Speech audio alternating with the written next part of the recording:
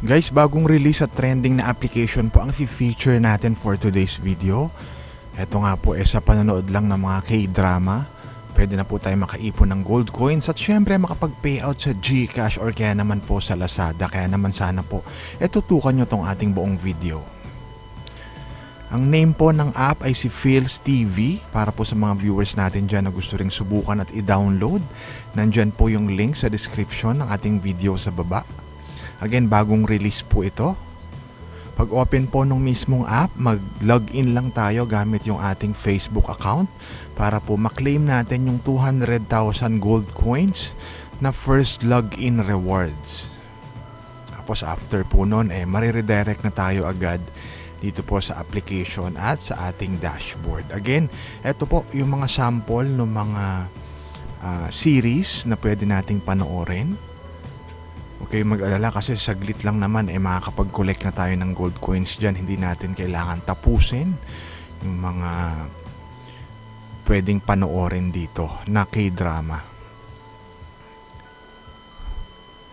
Meron sila rito guys, daily check-in bonus. Huwag niyong kalimutan i-claim yan everyday. At syempre, meron ding daily task kung saan additional gold coins po yung matatanggap natin. Halimbawa, manood tayo daw ng 20 episode, additional 5,000 gold coins. Tapos mapapansin nyo, etong 200,000 gold coins naman, kung gusto nyo mag-invite lang ng friends, optional lang yan. Sa withdrawal po, kapag itap natin yung withdraw na option, makikita nyo na kailangan makasampung episode daw tayo na panoorin bago ma-unlock.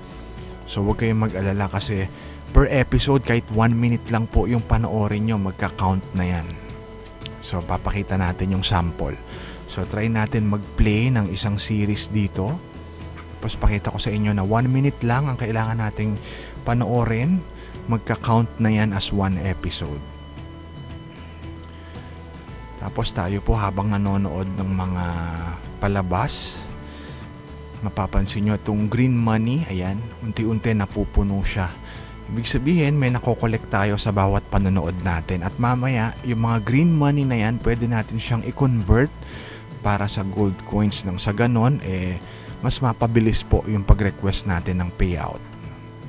So dito nakakanood ka na ng mga palabas, may subtitle naman siya.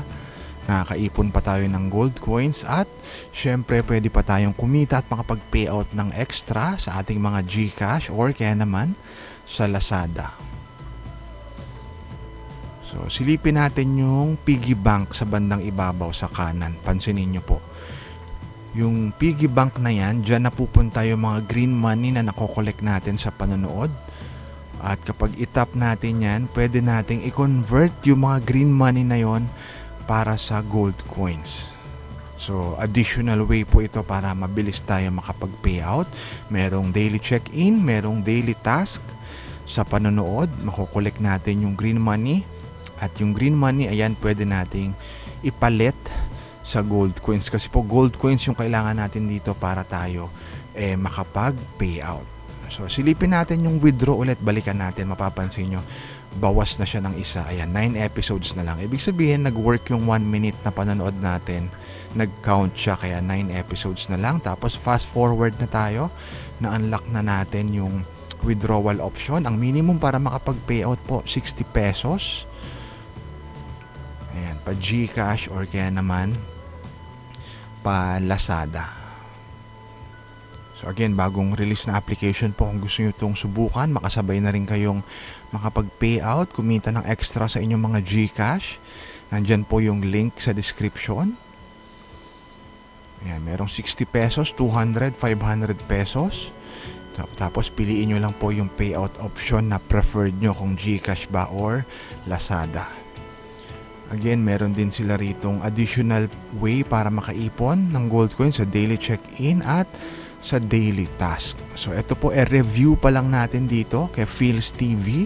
Once tayo makapag-payout, gagawa natin ng update agad etong bagong application na to. So yun lang po. Again, magkita-kita po tayo muli sa ating next video at make sure mag-subscribe kayo rito sa ating channel. At guys, syempre po itong na-feature natin na video for today ay for educational purposes only. At kung nakatulong nga po ito sa inyo, consider subscribing po dito sa ating YouTube channel. Again, magkita-kita po tayo muli sa susunod na video.